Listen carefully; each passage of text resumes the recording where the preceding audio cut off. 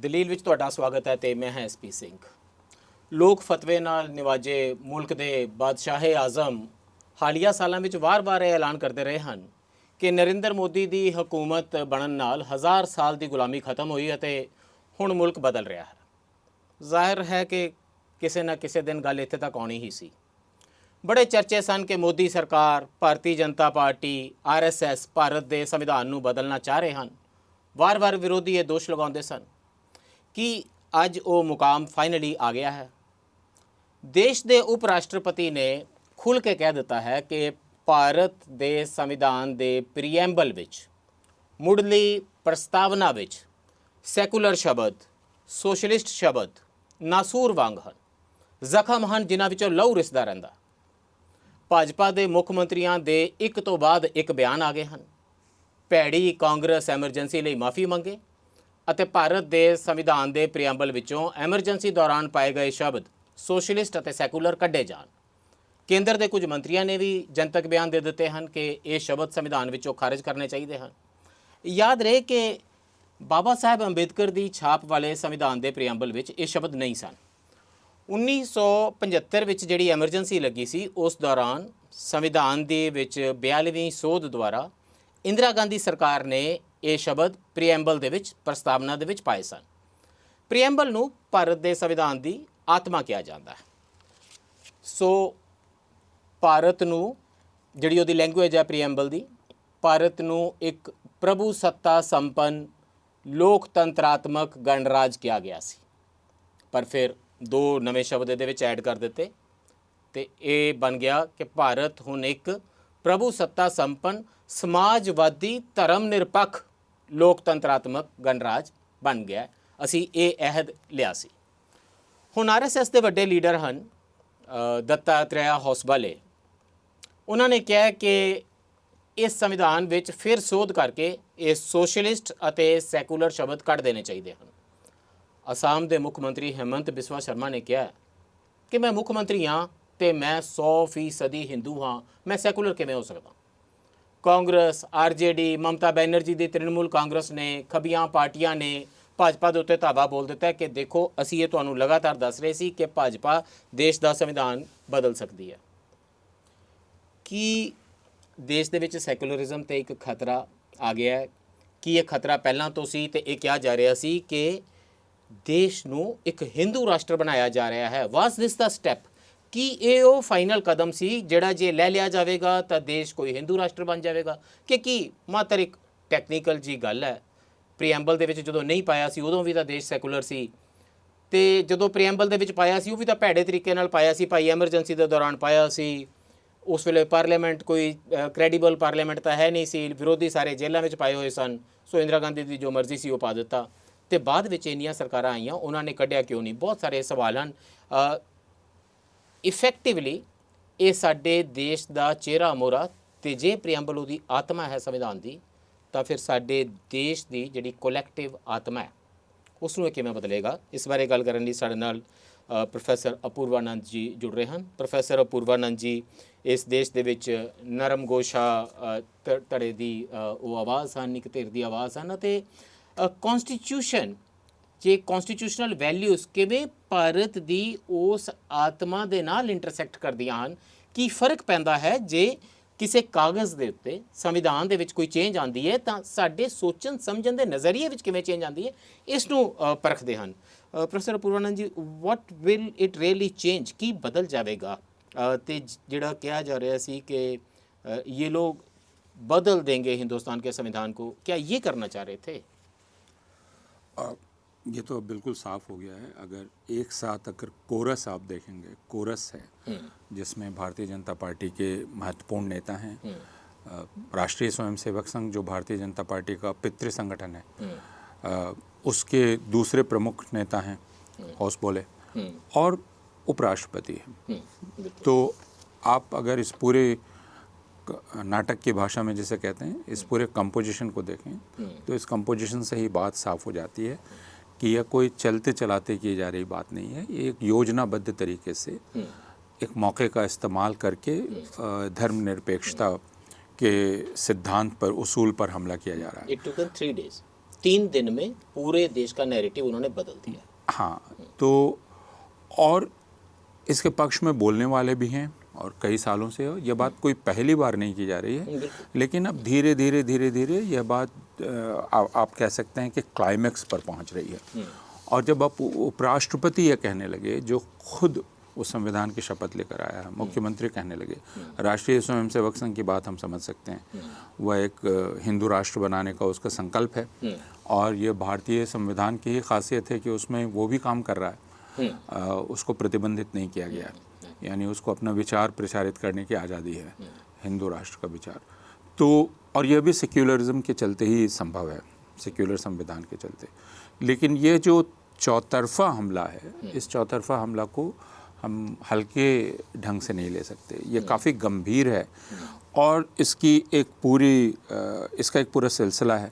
अगर आप 2019 में जो चुनाव हुए थे उसके बाद भारतीय जनता पार्टी लौटी थी, तो नरेंद्र मोदी के बयान को याद कीजिए जो उन्होंने भारतीय जनता पार्टी के सांसदों के सामने दिया था। उसमें उन्होंने कहा था कि इस बार मैंने ये निश्चित किया कि विपक्ष में भी कोई धर्मनिरपेक्ष शब्द का उच्चारण न कर पाए।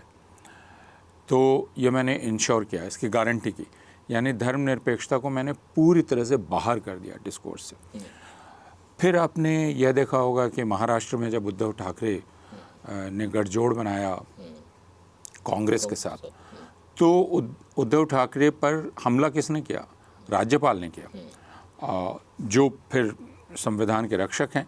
राज्यपाल ने उन पर तंज कसा कि लगता है उद्धव ठाकरे धर्मनिरपेक्ष हो गए। बालाजी ठाकरे की पार्टी धर्मनिरपेक्ष हो गई है, ये बुरी बात है। हाँ, ये बुरी बात है, धर्मनिरपेक्षता बुरी बात है। उस समय दिलचस्प तरीके से उद्धव ठाकरे ने धर्मनिरपेक्षता के पक्ष में बात की थी कि धर्मनिरपेक्ष होना अच्छी बात है, और फिर सोनिया गांधी ने भी बाद में लिखा। लेकिन धर्मनिरपेक्षता यह शब्द एक लंबे समय से मार खाता आ रहा है राजनीतिक तौर पर, जिसमें राष्ट्रीय स्वयंसेवक संघ, भारतीय जनता पार्टी इस पर हमला करते रहे हैं, और वैचारिक तौर पर दूसरे ढंग से, जिसमें आशीष नंदी जैसे लोग हैं या हिंदी में निर्मल वर्मा जैसे लोग हैं और दूसरे लोग हैं जिनका मानना है कि सेकुलरिज्म भारत की आत्मा के अनुकूल नहीं है। मैं आपसे ये पूछना चाह रहा हूँ, अभी आपने कहा कि एक कोरस हुआ, कोरस कहते ने समूह गान ਨੂੰ, ਜਿੱਥੇ ਵਾਰੀ-ਵਾਰੀ 3 ਦਿਨਾਂ ਦੇ ਵਿੱਚ ਹੀ ਇੱਕੋ ਹੀ ਰਾਗ ਅਲਾਪਿਆ ਗਿਆ ਦੇਸ਼ ਭਰ ਦੇ ਵਿੱਚ। ਇੱਕ ਜਗ੍ਹਾ ਦੇ ਉੱਤੇ ਅਸਮ ਦੇ ਵਿੱਚ ਗੁਹਾਟੀ ਦੇ ਵਿੱਚ ਹਿਮੰਤ ਬਿਸਵਾ ਸ਼ਰਮਾ ਬੋਲ ਰਹੇ ਨੇ, ਦੇਵੇਂਦਰ ਫਡਵਾਨੀਸ ਔਰ ਹਿੰਦੁਸਤਾਨ ਦੇ ਚੀਫ ਜਸਟਿਸ ਬੋਲ ਰਹੇ ਨੇ। ਇੱਕ ਇਸੇ ਸੰਵਿਧਾਨ ਦੇ ਇਸੇ ਪ੍ਰੀਐਂਬਲ ਦੇ ਨਾਮ ਤੇ ਇੱਕ ਪਾਰਕ ਬਣਾਇਆ ਗਿਆ, ਇਹ national preamble, constitutional preamble park ਬਣਾਇਆ ਨਾਗਪੁਰ ਦੇ ਵਿੱਚ, ਜਿਸ ਦਾ ਉਦਘਾਟਨ ਸੀ। ਉੱਥੇ ਇਹ ਗੱਲ ਕਹੀ ਗਈ ਹੈ। और फिर एक किताब अलग रिलीज़ हुई है जिथे बाकी दे केंद्रीय मंत्री बोल रहे हैं। सो अचानक देश की राजनीति में इन्ना उबाल आ गया। पर पूर्वनंद जी, एक ये लोग 2020 ਦੇ ਵਿੱਚ सुप्रीम कोर्ट गए सन, बाद ਦੇ ਵਿੱਚ डॉक्टर सुब्रमण्यम स्वामी भी ਜਿਹੜੇ RSS ਦੇ ਵੀ नेता हैं, भारतीय जनता पार्टी फॉर्मर ला मिनिस्टर रहे ने कंट्री ਦੇ, उन्होंने कहा कि असी पटीशन दी है कि ये डेमोक्रेसी एमरजेंसी के दौरान ਇਹ ਜਿਹੜੀ 42ਵੀਂ ਸੋਧ ਕਰਕੇ ਇਹਦੇ ਵਿੱਚ ਸੈਕੂਲਰ ਤੇ ਸੋਸ਼ਲਿਸਟ ਸ਼ਬਦ ਪਾਏ ਗਏ ਸਨ, ਉਹ ਕੱਢ ਦੇਣੇ ਚਾਹੀਦੇ ਨੇ, ਹਟਾ ਦੇਣੇ ਚਾਹੀਦੇ ਨੇ। ਸੁਪਰੀਮ ਕੋਰਟ ਦਾ ਫੈਸਲਾ ਹੁਣੇ ਆਇਆ, ਸਮ 6 ਮੰਥਸ ਬੈਕ, 6 ਮਹੀਨੇ ਪਹਿਲਾਂ, ਜਿਹਦੇ ਵਿੱਚ ਸੁਪਰੀਮ ਕੋਰਟ ਨੇ ਕਿਹਾ ਕਿ ਨਹੀਂ, ਹਿੰਦੁਸਤਾਨ ਦੇ ਸੰਦਰਭ ਦੇ ਵਿੱਚ ਸੈਕੂਲਰਿਜ਼ਮ ਦੇ ਮਾਇਨੇ ਇੱਕ ਡਿਵੈਲਪ ਹੋ ਗਏ ਨੇ, ਇਵੋਲਵ ਹੋ ਗਏ ਨੇ। ਸਾਡਾ ਸੈਕੂਲਰਿਜ਼ਮ ਵੈਸਟਰਨ ਸੈਕੂਲਰਿਜ਼ਮ ਵਾਂਗ ਨਹੀਂ ਹੈ, ਜਿੱਥੇ ਚਰਚ ਦਾ, ਧਰਮ ਤੇ ਰਾਜਨੀਤੀ ਦਾ ਉਸ ਕਿਸਮ ਦਾ ਨਿਖੇੜਾ, ਚਰਚ ਤੇ ਸਟੇਟ ਦਾ ਰੈਦਰ। ਔਰ ਸਾਡਾ ਸੈਕੂਲਰਿਜ਼ਮ ਜਿਹੜਾ ਉਹ ਸਾਰੇ ਧਰਮਾਂ ਨੂੰ ਨਾਲ ਲੈ ਕੇ ਵੀ ਉਹਨੂੰ ਚੱਲਣਾ ਆ ਗਿਆ। ਇਸੇ ਤਰੀਕੇ ਨਾਲ ਸਾਡਾ ਸੋਸ਼ਲਿਜ਼ਮ ਦਾ ਵੀ ਇੱਕ ਆਪਣਾ ਮੰਤਵ ਹੈ, ਜਿਹਦੇ 'ਚ ਗਰੀਬ ਦੀ, ਮਾਰਜਨਲਾਈਜ਼ਡ ਦਾ ਅਸੀਂ ਧਿਆਨ ਰੱਖਦੇ ਹਾਂ। ਇਸ ਸੁਪਰੀਮ ਕੋਰਟ ਦੇ ਫੈਸਲੇ ਤੋਂ ਬਾਅਦ ਇਹ ਮੋਹਰ ਲੱਗ ਗਈ ਸੀ ਕਿ ਹੁਣ ਸੈਕੂਲਰਿਜ਼ਮ ਜਾਂ ਸੋਸ਼ਲਿਜ਼ਮ ਦੇ ਜਿਹੜੇ ਵਰਡਸ ਨੇ ਉਹ ਨਹੀਂ ਕੱਢੇ ਜਾ ਸਕਦੇ। This is the final authority. ਇਹ ਸੁਪਰੀਮ ਕੋਰਟ ਦਾ ਫੈਸਲਾ ਡਬਲ ਬੈਂਚ ਦਾ, ਔਰ CGI ਉਹਦੇ ਵਿੱਚ ਸੀ। ਉਸ ਤੋਂ ਬਾਅਦ ਜੇ BJP ਨੇ ਇਹ ਮੁਹਿੰਮ ਸ਼ੁਰੂ ਕੀਤੀ ਹੈ, that means this time it is decisive. ਹੁਣ ਫੈਸਲਾ ਕੌਣ ਤਰੀਕੇ ਦੇ ਨਾਲ ਹੈ, ਐਂਡ ਐਜ਼ ਯੂ ਸੈਡ ਕਿ ਉਪ ਰਾਸ਼ਟਰਪਤੀ ਇਸ ਨੂੰ ਆਪ ਲੀਡ ਕਰ ਰਹੇ ਨੇ। BJP ਕੀ ਡਿਫੈਂਸ ਦੇਗੀ ਕਿ ਇਸ ਤੋਂ ਪਹਿਲਾਂ ਅਟਲ ਬਿਹਾਰੀ ਵਾਜਪਾਈ ਸੈਕੂਲਰਿਜ਼ਮ ਦਾ ਰਾਗ ਅਲਾਪਦੇ ਰਹੇ, ਕਦੀ ਵੀ ਕਿਸੇ ਪਹਿਲੀਆਂ ਸਰਕਾਰਾਂ ਨੇ ਇਹ ਕੰਮ ਨਹੀਂ ਕੀਤਾ। 42ਵੀਂ ਸੰਵਿਧਾਨ ਦੀ ਸੋਧ ਤੋਂ ਬਾਅਦ 11 ਨਾਨ ਕਾਂਗਰਸ ਸਰਕਾਰਾਂ ਕੇਂਦਰ ਵਿੱਚ ਰਹੀਆਂ ਨੇ। ਕਿਸੇ ਨੇ ਵੀ ਇਹ ਨਹੀਂ ਕਿਹਾ ਕਿ ਉਹ ਐਮਰਜੈਂਸੀ ਦੇ ਦੌਰਾਨ ਪਾਏ ਸੀ ਸ਼ਬਦ ਅਸੀਂ ਕੱਢ ਦਿੰਦੇ ਆ। And S for back S 2015 ਵਿੱਚ ਅਮਿਤ ਸ਼ਾਹ ਨੇ ਕਿਹਾ ਕਿ ਸਾਡਾ ਪ੍ਰੀਐਂਬਲ ਨੂੰ ਚੇਂਜ ਕਰਨ ਦਾ ਕੋਈ ਇਰਾਦਾ ਨਹੀਂ ਹੈ। ਮੈਂ ਅਮਿਤ ਸ਼ਾਹ ਦੀ ਦਾ ਹਿੰਦੂ ਅਖਬਾਰ ਦੇ ਵਿੱਚ ਇੰਟਰਵਿਊ ਕੱਢ ਕੇ ਅੱਜ ਸਵੇਰੇ ਹੀ ਪੜ੍ਹੀ ਹੈ। Why now? इसलिए कि राष्ट्रीय स्वयंसेवक संघ का काम करने का तरीका हमें समझने की आवश्यकता है। वो इस बात का इंतज़ार करते हैं कि कब वह क्रिटिकल मोमेंट आता है या क्रिटिकल मास तैयार हो जाती है, जिसको आप कहते हैं, जिसके बाद एक क्वालिटेटिव चेंज आप ला सकते हैं। इसकी तैयारी काफ़ी दिन से की जा रही है, जिसका जितना सक्षम विरोध होना चाहिए था वह नहीं हुआ। जैसे संसद में सेंगोल का लाना या भारत के इतिहास के बारे में जब आधिकारिक तौर पर बात होती है तो हिंदू राजाओं की बार बार बात करना, तो आप दरअसल प्रधानमंत्री का जजमान बनना, प्रधानमंत्री का राम मंदिर में जजमान बनना, हर जगह ही जजमान बन के जाना और अपने आप को एक हिंदू राजा के रूप में स्थापित करना। तो एक तरह की जो मनोवैज्ञानिक तैयारी की जा रही है वह एक हिंदू आप उसे मोनार्किकल डेमोक्रेसी कह सकते हैं या डेमोक्रेटिक मोनार्की कह सकते हैं, जिसमें बार बार ये कहा जाता है कि इस राज्य का पहला क्या था, तो महाराणा प्रताप थे, शिवाजी थे। ये कभी भी जनतंत्र का अतीत नहीं हो सकता है, लेकिन इस जनतंत्र के वाजिब अतीत के रूप में उसको माजी के रूप में उसको पेश किया जा रहा है कि माजी कौन है, इसके प्रेडिसेसर्स कौन है, तो प्रेडिसेसर्स ये हैं, ये हमें बतलाया जा रहा है। अब यह तैयारी एक लंबे अरसे से की जा रही है और उसके बाद इस बात का ये देखा जा रहा है कि क्या जुडिशरी इसके लिए तैयार है। तो जगदीप धनखड़ ने अभी पहली बार नहीं कहा, इसके पहले भी आपने सुना होगा जब जस्टिस वर्मा ने कहा था और दूसरे जजेस ने कहा, चीफ जस्टिस ने, कि बेसिक स्ट्रक्चर नहीं बदला जा सकता। तो जगदीप धनखड़ ने उस पर हमला किया था और उन्होंने कहा था कि बेसिक स्ट्रक्चर, कहा कि केशवनंद भारती की जो जजमेंट है ये शेमफुल जजमेंट है और बेसिक स्ट्रक्चर को डिफेंड नहीं किया जा सकता, बेसिक स्ट्रक्चर बदला जा सकता है। अब ये बात उपराष्ट्रपति कह रहा है कि बेसिक स्ट्रक्चर बदला जा सकता है, तो इसका मतलब होता है संविधान कंप्लीटली नया लिखा जा सकता है। बिल्कुल, आप बेसिक स्ट्रक्चर बदल देंगे तो संविधान ही चरमरा जाएगा। और बेसिक स्ट्रक्चर में बहुत सारी चीज़ें हैं, ये सिर्फ प्रीएम्बल नहीं है। प्रीएम्बल तो जैसा आपने खुद कहा कि ये एक निचोड़ है। जब पूरी किताब और जो ऑब्जेक्टिव रिजोल्यूशन पेश किया गया था, नेहरू ने पेश किया था, उस ऑब्जेक्टिव रिजोल्यूशन का रिफ्लेक्शन है। उसमें जो शब्द जोड़े थे अंबेडकर ने, वो शब्द था बंधुत्व का शब्द, जो अंबेडकर ने जोड़ा था। तो अब ये देख रहे हैं कि हम शायद फैसला कुन हमला कर सकते हैं और इसके साथ और भी दूसरी चीज़ें हो रही हैं। जैसे बिहार में पहली बार प्रयोग अब किया जा रहा है चुनाव आयोग की तरफ से रिवीजन का, इलेक्टोरल रोल के, जो एक तरह के एनआरसी की एक्सरसाइज है। ये डिटेल में थोड़ा मैं सोच रहा हूँ समझा देते हैं। मैं ब्रेकली रुक रहा कुछ शब्दों का जिक्र होया है। फॉर एग्जांपल संविधान ਦੀ ਉਹ ਸੋਧ ਕੀ ਸੀ, ਕਿਹਨਾਂ ਹਾਲਾਤਾਂ ਦੇ ਵਿੱਚ ਇਹ ਪਾਇਆ ਗਿਆ 42ਵੀਂ ਸੋਧ ਦੇ ਵਿੱਚ। ਉਸ ਤੋਂ ਬਾਅਦ ਜਦੋਂ ਐਮਰਜੈਂਸੀ ਹਟੀ ਤਾਂ ਕਿਵੇਂ ਬਾਕੀ ਚੀਜ਼ਾਂ ਹਟਾ ਦਿੱਤੀਆਂ ਗਈਆਂ ਤਾਂ ਇਹ ਕਿਉਂ ਰਹਿ ਗਿਆ। ਔਰ ਇੱਕ ਪ੍ਰੋਫੈਸਰ ਪੂਰਵਾਨੰਦ ਜੀ ਨੇ ਗੱਲ ਕੀਤੀ ਹੈ ਆਬਜੈਕਟਿਵ ਰੈਜ਼ੋਲੂਸ਼ਨ ਦੀ। ਜਿਸ ਵੇਲੇ ਸੰਵਿਧਾਨ ਬਣ ਰਿਹਾ ਸੀ ਤਾਂ ਇੱਕ ਆਬਜੈਕਟਿਵ ਰੈਜ਼ੋਲੂਸ਼ਨ, ਇੱਕ ਮਤਾ ਇਸ ਕਿਸਮ ਦਾ ਜਵਾਹਰ ਲਾਲ ਨਹਿਰੂ ਹੋਰਾਂ ਨੇ ਪੇਸ਼ ਕੀਤਾ ਸੀ। ਥੋੜ੍ਹੀ ਜਿਹੀ ਉਹਦੀ ਗੱਲ ਕਰ ਲੈਂਦੇ ਹਾਂ ਤਾਂ ਕਿ ਇੱਕ ਬੈਕਗਰਾਊਂਡ ਚੀਜ਼ਾਂ ਸਮਝ ਆ ਜਾਣ, ਤਾਂ ਕਿ ਅਸੀਂ ਇਹ ਸਮਝ ਸਕੀਏ ਕਿ ਹੁਣ ਜੋ ਕੀਤਾ ਜਾ ਰਿਹਾ ਹੈ ਕਿ ਸੰਵਿਧਾਨ ਨੂੰ ਬਦਲਣਾ ਇਸੇ ਨੂੰ ਕਹਿੰਦੇ ਹਨ। ਕੇਸ਼ਵਨੰਦ ਭਾਰਤੀ ਦੀ ਵੀ ਗੱਲ ਕੀਤੀ ਹੈ, ਇਹ ਗੱਲਾਂ ਮੈਂ ਥੋੜ੍ਹੀਆਂ ਜਿਹੀਆਂ ਕਰ ਲੈਣਾ ਆਫਟਰ ਦਿਸ ਬ੍ਰੇਕ।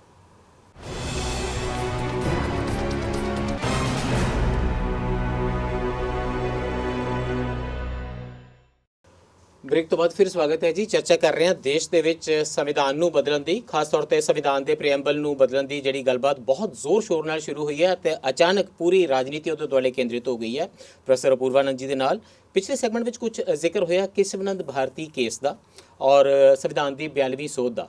42ਵੀਂ ਸੋਧ ਐਮਰਜੈਂਸੀ ਦੇ ਦੌਰਾਨ ਕੀਤੀ ਗਈ ਸੀ, ਜਿਹਦੇ ਵਿੱਚ ਕੇਂਦਰ ਨੇ ਬਹੁਤ ਸਾਰੀਆਂ ਪਾਵਰਸ ਇੰਦਰਾ ਗਾਂਧੀ ਦੀ ਸਰਕਾਰ ਨੇ ਆਪਣੇ ਕੋਲ ਲੈ ਲਈਆਂ ਸੀ ਔਰ ਸੰਵਿਧਾਨ ਦੇ ਵਿੱਚ ਇੱਕ ਇਹ ਸ਼ਬਦ ਪਾਏ ਗਏ ਸਨ, ਸਮਾਜਵਾਦ ਅਤੇ ਸੈਕੂਲਰ ਸ਼ਬਦ ਸੰਵਿਧਾਨ ਦੇ ਪ੍ਰੀਐਂਬਲ ਵਿੱਚ ਪਾ ਦਿੱਤੇ ਗਏ ਸਨ। ਇਹ ਸਮਝਿਆ ਜਾ ਰਿਹਾ ਸੀ ਕਿ ਉਸ ਵੇਲੇ ਜਿਹੜੇ ਇੱਕ ਰਾਸ਼ਟਰਵਾਦੀ ਫੋਰਸਿਸ ਦੀ, ਅਲਟਰਾ ਨੈਸ਼ਨਲਿਸਟ ਫੋਰਸਿਸ ਦੀ, ਹਿੰਦੂਤਵਾ ਫੋਰਸਿਸ ਦੀ ਰਾਈਜ਼ ਸੀ, ਉਹਨਾਂ ਦਾ ਉਭਾਰ ਸੀ। ਉਸ ਨੂੰ ਵੀ ਰੋਕਣ ਦਾ ਇੱਕ ਜ਼ਰੀਆ ਉਹਨਾਂ ਨੇ ਆਪਣੇ ਲਈ ਬਣਾਇਆ। ਅਤੇ ਇਹ ਉਹੀ ਦਿਨ ਹੈ ਜਦੋਂ ਸੋਵੀਅਤ ਸੰਘ ਦੇ ਨਾਲ ਰੂਸ ਦੇ ਨਾਲ ਸਾਡੀ ਸੰਧੀ, ਉਸ ਵੇਲੇ ਫਰੈਂਡਸ਼ਿਪ ਟ੍ਰੀਟੀ ਹੋ ਰਹੀ ਸੀ, ਤੇ ਇੰਜ ਦੇਖਿਆ ਜਾ ਰਿਹਾ ਸੀ ਜਿਵੇਂ ਸੋਵੀਅਤ ਬਲਾਕ ਵੱਲ ਨੂੰ ਝੁਕਣ ਦਾ ਇੱਕ ਸਿਗਨਲ ਇੰਦਰਾ ਗਾਂਧੀ ਦੇ ਰਹੇ ਨੇ ਦੁਨੀਆ ਭਰ ਦੇ ਵਿੱਚ, ਅਤੇ ਸੋਸ਼ਲਿਸਟ ਸ਼ਬਦ ਪਾਇਆ ਜਾ ਰਿਹਾ ਹੈ। ਇਹ ਉਹ ਜ਼ਮਾਨਾ ਜਿਸ ਵੇਲੇ ਸੋਸ਼ਲਿਜ਼ਮ ਦਾ ਨਾਰਾ ਹਵਾ ਦੇ ਵਿੱਚ ਬਹੁਤ ਜ਼ੋਰ ਸ਼ੋਰ ਨਾਲ ਤਾਰੀ ਸੀ। ਐਮਰਜੈਂਸੀ ਤੋਂ ਬਾਅਦ ਸੰਵਿਧਾਨ ਦੀ 44ਵੀਂ ਸੋਧ ਹੋਈ, ਜਿਸ ਦੇ ਵਿੱਚ ਪਹਿਲੀਆਂ ਬਹੁਤ ਸਾਰੀਆਂ ਸੋਧਾਂ ਨੂੰ ਨਿਗੇਟ ਕਰ ਦਿੱਤਾ ਗਿਆ, ਦੁਬਾਰਾ ਤੋਂ ਮਿਟਾ ਦਿੱਤਾ ਗਿਆ, ਪਰ ਇਹ ਸ਼ਬਦ ਨਹੀਂ ਕੱਢੇ ਗਏ ਪ੍ਰੀਐਂਬਲ ਦੇ, ਅਤੇ ਸੰਵਿਧਾਨ ਦੇ ਵਿੱਚ ਫੰਡਾਮੈਂਟਲ ਰਾਈਟਸ ਦੇ ਨਾਲ ਨਾਲ ਫੰਡਾਮੈਂਟਲ ਡਿਊਟੀਆਂ ਪਾਈਆਂ ਗਈਆਂ ਜਿਨ੍ਹਾਂ ਨੂੰ ਨਹੀਂ ਕੱਢਿਆ ਗਿਆ। ਇਹ ਬਹਿਸ ਲਗਾਤਾਰ ਉਦੋਂ ਤੋਂ ਚੱਲਦੀ ਆ ਰਹੀ ਹੈ, ਔਰ ਭਾਰਤੀ ਜਨਤਾ ਪਾਰਟੀ ਦੀ ਇੱਕ ਲੰਬੇ ਸਮੇਂ ਤੋਂ ਡਿਮਾਂਡ ਰਹੀ ਹੈ ਕਿ ਸੈਕੂਲਰਿਜ਼ਮ ਤੇ ਸੋਸ਼ਲਿਜ਼ਮ ਵਾਲੇ ਜਿਹੜੇ ਸ਼ਬਦ ਨੇ ਇਹ ਸੰਵਿਧਾਨ ਵਿੱਚੋਂ ਕੱਢੇ ਜਾਣ। ਮੈਂ ਜਿਸ ਵੇਲੇ ਦੁਬਾਰਾ ਆਨੇ ਆਬਜੈਕਟਿਵ ਰੈਜ਼ੋਲੂਸ਼ਨ ਤੇ ਉਹ ਵੀ ਮੈਂ ਥੋੜ੍ਹਾ ਜਿਹਾ ਵਿਸਤਾਰ 'ਚ ਦੱਸ ਦਿਆਂਗਾ। ਪ੍ਰੋਫੈਸਰ ਸਾਹਿਬ, ਮੈਂ ਇਹ ਪੁੱਛ ਰਿਹਾ ਸੀ ਕਿ ਜੇ ਮੈਂ ਆਬਜੈਕਟਿਵ ਰੈਜ਼ੋਲੂਸ਼ਨ ਦੀ ਗੱਲ ਇੰਨੀ ਕਹਿ ਹੀ ਦੇਣਾ ਕਿ ਆਬਜੈਕਟਿਵ ਰੈਜ਼ੋਲੂਸ਼ਨ ਜਿਹੜਾ ਸੀ ਇਹ ਬਹੁਤ ਪਹਿਲਾਂ ਹੀ ਜਿਸ ਵੇਲੇ ਸੰਵਿਧਾਨ ਘੜਨੀ ਸਭਾ ਦੀਆਂ ਮੀਟਿੰਗਸ ਸ਼ੁਰੂ ਹੀ ਹੁੰਦੀਆਂ ਨੇ 1947 ਦੇ ਵਿੱਚ, 1947 ਚੜ੍ਹ ਰਹੀ ਹੈ ਜਨਵਰੀ ਦੇ ਵਿੱਚ ਹੀ ਜਵਾਹਰ ਲਾਲ ਨਹਿਰੂ ਇਹ ਰੈਜ਼ੋਲੂਸ਼ਨ ਲੈ ਕੇ ਆਏ ਸੀ, ਜਿਸ ਨੂੰ ਉਹਨਾਂ ਨੇ ਕਿਹਾ ਕਿ ਇਹ ਸਾਡੇ ਸੰਵਿਧਾਨ ਦਾ ਫਲਸਫਾ ਹੈ, ਫਿਲਾਸਫੀ ਆਫ ਕਨਸਟੀਟਿਊਸ਼ਨ। ਇਹ ਨਹਿਰੂ ਹੋਰਾਂ ਨੇ ਸ਼ਬਦ ਯੂਜ਼ ਕੀਤੇ ਸਨ, ਅਤੇ ਇਸੇ ਨੂੰ ਇਹਦੇ ਵਿੱਚ ਕਹੇ ਗਏ ਆਬਜੈਕਟਿਵਸ ਨੂੰ ਅਸੀਂ ਅਚੀਵ ਕਰਨਾ ਹੈ, ਇਸ ਕਰਕੇ ਸਾਰਾ ਸੰਵਿਧਾਨ ਬਣਾਇਆ ਗਿਆ ਉਸ ਨੂੰ ਨਜ਼ਰ ਵਿੱਚ ਰੱਖ ਕੇ। ਦੂਸਰਾ ਜਿਹੜਾ ਪ੍ਰੀਐਂਬਲ ਹੈ, ਜਿਹੜਾ ਸੰਵਿਧਾਨ ਦਾ ਪਹਿਲਾ ਹੀ ਸਫਾ ਹੈ, ਉਹ ਪੂਰਾ ਸੰਵਿਧਾਨ ਲਿਖੇ ਜਾਣ ਤੋਂ ਬਾਅਦ ਬਣਾਇਆ ਗਿਆ। ਇਹ ਥੋੜ੍ਹਾ ਜਿਹਾ ਫਰਕ ਹੈ ਸਾਡਾ ਅਮਰੀਕਾ ਨਾਲੋਂ, ਜਿੱਥੇ ਉਹਨਾਂ ਦਾ ਜਿਹੜਾ ਪ੍ਰੀਐਂਬਲ ਹੈ ਵੀ ਦਾ ਪੀਪਲ ਉਹ ਬਿਲਕੁਲ ਪਹਿਲਾਂ ਬਣਦਾ ਜਿਹੜਾ ਚਾਰਟਰ ਹੈ। ਸਾਡਾ ਇੱਥੇ ਪੂਰੇ ਸੰਵਿਧਾਨ ਦੇ ਜਿਹੜੀ ਸਾਰੀ ਬਹਿਸ ਹੋਈ ਕਨਸਟੀਟਿਊਐਂਟ ਅਸੈਂਬਲੀ ਦੀ, ਜਿਸ ਵੇਲੇ ਉਹ 26 ਨਵੰਬਰ 1949 ਨੂੰ ਅਸੀਂ ਸੰਵਿਧਾਨ ਆਪਣੇ ਆਪ ਨੂੰ ਦਿੰਦੇ ਆ, ਉਸ ਵੇਲੇ ਪ੍ਰੀਐਂਬਲ ਜਿਹੜਾ ਉਹ ਓਰੀਜਨਲ ਪ੍ਰੀਐਂਬਲ ਅਪਰੂਵ ਹੁੰਦਾ, ਜਿਸ ਵਿੱਚ ਸੈਕੂਲਰਿਜ਼ਮ ਤੇ ਸੋਸ਼ਲਿਜ਼ਮ ਸ਼ਬਦ ਨਹੀਂ ਹਨ, ਜਿਹੜੇ ਬਾਅਦ ਵਿੱਚ 1976 ਵਿੱਚ ਐਮਰਜੈਂਸੀ ਦੌਰਾਨ ਪਾਏ ਗਏ। ਸੋ ਪ੍ਰੋਫੈਸਰ ਸਾਹਿਬ, 2-3 ਸਵਾਲ ਇਹਦੇ 'ਚੋਂ ਮਨ ਦੇ ਵਿੱਚ ਉਭਰਦੇ ਨੇ। ਪਹਿਲਾ ਕਿ ਕਾਂਗਰਸ ਦੀ ਆਪਣੀ ਹੀ ਕਮਿਟਮੈਂਟ ਸੈਕੂਲਰਿਜ਼ਮ ਦੇ ਪ੍ਰਤੀ ਕੀ ਸੀ? ਜੇ ਉਹ ਕਮਿਟਮੈਂਟ ਪੂਰੀ ਤਰ੍ਹਾਂ ਨਾਲ ਰਹੀ ਹੁੰਦੀ ਤਾਂ ਅੱਜ ਬੀਜੇਪੀ ਲਈ ਇਹ ਗੱਲਾਂ ਕਰਨੀਆਂ ਮੁਸ਼ਕਲ ਹੁੰਦੀਆਂ। ਬਾਰ-ਬਾਰ ਕਾਂਗਰਸ ਸੈਕੂਲਰਿਜ਼ਮ ਦੇ ਸਿਧਾਂਤਾਂ ਤੋਂ ਥਿੜਕਦੀ ਰਹੀ। ਅਸੀਂ ਕਾਂਗਰਸ ਨੂੰ ਧਾਰਮਿਕ ਕੰਮਾਂ ਦੇ ਵਿੱਚ ਬਾਰ-ਬਾਰ ਇੰਟਰਫੇਅਰ ਕਰਦਿਆਂ ਦੇਖਿਆ। ਪੰਜਾਬ ਦੇ ਵਿੱਚ ਅਸੀਂ ਇਹਦੇ ਇੰਨੀ ਸ਼ਾਹਿਦ ਹਾਂ, ਕਿਸ ਤਰੀਕੇ ਦੇ ਨਾਲ ਇੱਥੇ ਸਰਕਾਰਾਂ ਦੇ ਵਿੱਚ ਜਾਂ ਸ਼੍ਰੋਮਣੀ ਗੁਰਦੁਆਰਾ ਪ੍ਰਬੰਧਕ ਕਮੇਟੀ ਦੇ ਵਿੱਚ, ਅਕਾਲੀ ਦਲ ਦੇ ਵਿੱਚ, ਸਿੱਖਾਂ ਦੇ ਮਾਮਲਿਆਂ ਦੇ ਵਿੱਚ ਸਿੱਖ ਕਮਿਊਨਿਟੀ ਨੂੰ ਬਹੁਤ ਜ਼ਿਆਦਾ ਇਹ ਤਕਲੀਫ ਹੈ ਕਿ ਕਾਂਗਰਸ ਜਾਂ ਕੇਂਦਰ ਬਾਰ-ਬਾਰ ਦਖਲ ਦਿੰਦਾ ਰਿਹਾ। ਔਰ ਈਵਨ ਰਾਮ ਜਨਮ ਭੂਮੀ ਮੂਵਮੈਂਟ ਦੇ ਦੌਰਾਨ ਵੀ ਕਦੀ ਦਰਵਾਜ਼ੇ ਖੁੱਲ੍ਹ ਜਾਂਦੇ ਨੇ, ਕਦੀ ਤਾਲੇ ਖੁੱਲ੍ਹ ਜਾਂਦੇ ਨੇ, ਕਦੀ ਮੂਰਤੀਆਂ 49 'ਚ ਹੀ ਪ੍ਰਗਟ ਹੋ ਜਾਂਦੀਆਂ ਨੇ ਮਿਰਾਕੂਲਸਲੀ, ਜਿਹੜੀ ਮੂਵਮੈਂਟ ਅੰਤ 'ਤੇ ਜਾ ਕੇ ਇੱਕ ਦਿਨ ਬਾਬਰੀ ਮਸਜਿਦ ਦੇ ਢਾਣ ਦੇ ਵਿੱਚ ਤਬਦੀਲ ਹੁੰਦੀ ਹੈ, ਅਤੇ ਫਿਰ ਇੱਕ ਦਿਨ ਮੋਦੀ ਸਾਹਿਬ ਨੂੰ ਜਜਮਾਨ ਬਣ ਕੇ ਬਣਿਆ ਦੇਖਦੀ ਹੈ ਅਤੇ ਰਾਮ ਮੰਦਿਰ ਦਾ ਨਿਰਮਾਣ ਹੁੰਦਾ। ਸੋ ਇਹ ਸਾਰੇ ਦੇ ਦੌਰਾਨ ਜੇ ਕਾਂਗਰਸ ਦੀ ਇੰਨੀ ਵੀਕਨੈਸ ਰਹੀ ਹੈ, ਇਹ ਤਾਂ ਸੈਕੂਲਰਿਜ਼ਮ ਦੀ ਗੱਲ ਸੀ। ਮੈਂ ਸਵਾਲ ਲੰਬਾ ਹੋ ਰਿਹਾ, ਨਹੀਂ ਤਾਂ ਮੇਰਾ ਦਿਲ ਕਰਦਾ ਮੈਂ ਵੀ ਪੁੱਛ ਲਵਾਂ ਕਿ ਸੋਸ਼ਲਿਜ਼ਮ ਵੀ ਵਿੱਚ ਕਿਉਂ ਪਾਇਆ ਸੀ? ਇਹ ਘੱਟੋ ਘੱਟ ਮਨਮੋਹਨ ਸਿੰਘ ਤੋਂ ਇੱਕ ਸ਼ੁਭ ਕੰਮ ਇਹ ਕਰਾ ਲੈਂਦੇ ਕਿ ਭਾਈ ਜੇ 1991 ਦੀਆਂ ਲਿਬਰਲਾਈਜੇਸ਼ਨ ਗਲੋਬਲਾਈਜੇਸ਼ਨ ਦੀਆਂ ਪਾਲਿਸੀਜ਼ ਆਉਣੀਆਂ, ਇਹਦਾ ਫਾਤਿਹਾ ਪੜ੍ਹ ਦਿਓ, ਸੋਸ਼ਲਿਜ਼ਮ ਆਪ ਹੀ ਕੱਢ ਦਿਓ। ਕਿੰਨਾ ਕੁ ਸੋਸ਼ਲਿਸਟ ਬਚ ਗਈ ਸੀ ਇੰਡੀਅਨ ਸਟੇਟ? ਸੋ ਇੱਕ ਬੇਈਮਾਨੀ ਨਾਲ ਚੀਜ਼ਾਂ ਪਾਈਆਂ ਗਈਆਂ ਨੇ, ਹੁਣ ਉਹ मतलब सीने पे हाथ मार के निकाल रहे हैं। नहीं, मैं आपकी इस बात से पूरी तरह से सहमत हूँ कि सेक्युलरिज्म हो या समाजवाद हो, इन दोनों उसूलों के साथ कांग्रेस ने ईमानदारी से उन उसूलों को उसने लागू नहीं किया, और वक्त पर वह उसके साथ समझौता करती रही। आखिर सेक्युलरिज्म का मतलब क्या है, इसको हम लोग ठीक से समझ लें। जैसा आपने शुरू में भी कहा कि धर्म से राज्य का विलगाव, लेकिन भारतवर्ष में अगर आप कॉन्स्टिट्यूएंट असेंबली की बहसें पढ़ेंगे, और काफ़ी लंबी बहस हुई है कि भारत में सेक्युलरिज्म का क्या मतलब होगा और क्यों हम भारत में सेक्युलर। और ये भी ध्यान रखिए कि संविधान हमारा जब बन रहा था तो भारत और पाकिस्तान 2 राष्ट्र बन रहे थे। बिल्कुल। ये संविधान बनने की प्रक्रिया शुरू हुई 46 से 49 में जाके पूरी हुई। इस बीच 2 राष्ट्र इस बीच में पाकिस्तान बन गया, वजूद में आ गए। और जिस एक उसूल से लड़ाई चल रही थी वो था 2 नेशन थ्योरी, जिसमें यह था कि एक धार्मिक समुदाय का एक राष्ट्र बनेगा, और भारत में एक बहुत बड़ा जनमत था जो इसके खिलाफ था, और भारत को वो इस पर आधारित नहीं करना चाह रहा था। तो सेक्युलरिज्म को कॉन्स्टिट्यूएंट असेंबली डिफाइन कर रही है और ये पश्चिम से अलग तरीके से डिफाइन कर रही है और कॉन्स्टिट्यूएंट असेंबली के दिमाग में जो बात सबसे ऊपर है दिखलाई पड़ रही है और ये बहस है, जैसे बहस है कि भारत के बहुत ही प्राचीन मूल्य हैं, भारत एक सिविलाइजेशनल स्टेट है और आप सेक्युलरिज्म शब्द ला रहे हैं तो वो उससे कन्फ्लिक्ट कर रहा है वगैरह वगैरह वगैरह, जो बहुत सारे लोग बोल रहे हैं। लेकिन दूसरी तरफ लोग बोल रहे हैं, एक तो जैसे गोविंद वल्लभ पंत बोल रहे हैं कि भाई एक दिक्कत ये हो रही है कि कम्युनिटीज़ पर बहुत दबाव डाला जा रहा है जबकि इंडिविजुअल सबसे प्रमुख है। लेकिन जिस बात की चिंता सबसे ज़्यादा लोगों को है वो ये कि हिंदुस्तान में माइनॉरिटीज़ को इत्मीनान का एहसास होना चाहिए। कि पाकिस्तान उन्होंने कहा कि ਅਸੀਂ ਮੁਸਲਮਾਨਾਂ ਨਾਲ ਹੀ ਬਣਾਇਆ ਦੋ ਕੌਮਾਂ ਦੀ ਥਿਊਰੀ ਦੇ ਉੱਤੇ। ਭਾਰਤ ਦੋ ਕੌਮਾਂ ਦੀ ਥਿਊਰੀ ਅਨੁਸਾਰ ਭਾਰਤ ਨਹੀਂ ਬਣਿਆ, ਅਸੀਂ ਸੈਕੂਲਰ ਦੇਸ਼ ਹਾਂ, ਇੱਥੇ ਮਾइनॉरिटीज इत्मीनान ਵਿੱਚ ਨੇ। हाँ, तो सेक्युलरिज्म में पूरी बहस क्या चल रही है अब जैसे देखिए एक अमेंडमेंट क्या आ रहा है कि मुझे आज़ादी होगी अपने धर्म का पालन करने की। एक अमेंडमेंट आ रहा है कि धर्म का व्यवहार इस्तेमाल करने की, राइट टू प्रैक्टिस रिलीजन, और उसमें है टू वर्शिप। और बहस ये चल रही है कि भाई प्रैक्टिस इज इम्पॉर्टेंट, प्रैक्टिस में बहुत सारी चीज़ें हैं तो वो अधिकार हमें होना चाहिए। फिर राइट टू प्रोपगेट, मैं अपना धर्म प्रचार कर सकता हूँ। अब ये हिंदू धर्म में ये चीज़ नहीं है लेकिन बाकी धर्मों में है। तो आप ये देखें कि हिंदू जो सदस्य हैं वे सदस्य भी इसके पक्ष में बोल रहे हैं कि भाई जब आप राइट टू प्रैक्टिस रिलीजन करेंगे तो मेरे रिलीजन के प्रैक्टिस का पार्ट है प्रोपगेशन, वर्ड पहुंचाना लोगों तक, है ना, संदेश पहुंचाना लोगों तक, तो आप उसको रोक नहीं सकते। तो पूरी चिंता सेक्युलरिज्म की ये है, अब इसको हम ध्यान से देख लें। और इसीलिए ये कहा जा रहा है कि राज्य इस बात को इंश्योर करेगा कि सारे धर्म रिलैक्स ढंग से इस देश में रहें, शांति नाल एक दूसरे नाल हार्मनी दे नाल रहें, शांति के साथ एक दूसरे रहें। यह पूरी चिंता है उसकी सेक्युलरिज्म की। और सेक्युलरिज्म इसी तरह डिफाइन होता है। इसमें सेक्युलरिज्म के जो डिट्रैक्टर्स हैं इंडियन सेक्युलरिज्म के, उसमें वामपंथ में भी लोग हैं जो कहते हैं कि ये तो कोई सेक्युलरिज्म नहीं हुआ, ये तो सेक्युलरिज्म का मतलब है स्टेट का कोई लेना देना ही नहीं है। लेना देना नहीं है। लेकिन स्टेट ये कह रहा है कि भाई you can not ignore religion as a public practice.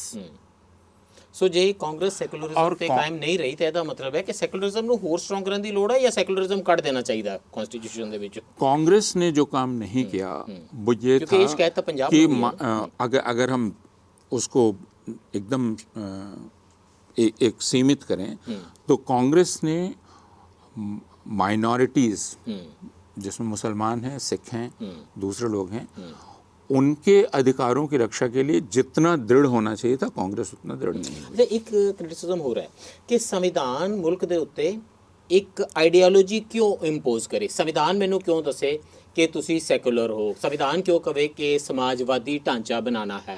संविधान एक मैकेनिज्म है, स्टेट ਨੂੰ किस तरीके ਨਾਲ स्टेट ਨੂੰ फंक्शन करना चाहिए, ਇਹਦੇ ਪ੍ਰੋਸੈਸਿਸ ਬਣਾਉਂਦਾ, ਇੱਕ ਸਿਸਟਮ ਬਣਾਉਂਦਾ। ਹਰ ਸਮੇਂ ਦੇ ਲੋਕਾਂ ਦੀ ਆਪਣੀ ਥਾਟ ਹੋਏਗੀ, ਆਪਣੀਆਂ ਨੀਡਸ ਹੋਣਗੀਆਂ, ਆਪਣੀਆਂ ਜ਼ਰੂਰਤਾਂ ਹੋਣਗੀਆਂ। ਲੋਕਾਂ ਨੂੰ ਸੈਕੂਲਰਿਜ਼ਮ ਚਾਹੀਦਾ ਹੋਏਗਾ, ਸੈਕੂਲਰ ਪਾਰਟੀਆਂ ਚੁਣ ਲੈਣਗੇ। ਲੋਕਾਂ ਨੂੰ ਰਾਈਟ ਵਿੰਗ ਚਾਹੀਦਾ ਹੋਏਗਾ, ਅਮਰੀਕਾ ਵਾਲੇ ਚੁਣ ਲੈਂਦੇ ਨੇ।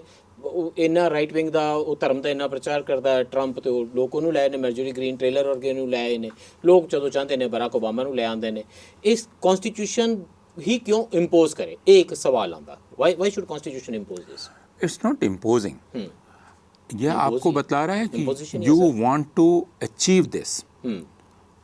वो ये कह रहा है कि ये है, ये एक आइडियल है तो जो आपको फिर तो मेरी नस्लों तक इटरनली मेरे ते आयद है कि मैं उधर नु काम कर। आखिर कॉन्स्टिट्यूशन शब्द के फिर माने क्या रह जाते हैं? You are constituting something, you are talking about constitution. संविधान है जिसके लिए उर्दू में बहुत अच्छा लफ्ज़ है जो दूसरी जगह से आया, आइन नहीं, दस्तूर। तो ये जीने का दस्तूर है। और सबसे बड़ी समस्या ये थी कि आप एक ऐसे मुल्क में हैं जिसको आप कहते हैं कि ये कॉन्टिनेंटल प्रोपोर्शंस का मुल्क है, जिसमें इतनी तरह के लोग हैं, भांति, जिसको आप प्लूरल कहते हैं। ये लोग एक साथ रहेंगे कैसे? मान लिया। आपका जो प्रश्न है वो ये कि ये इम्पोजिशन है।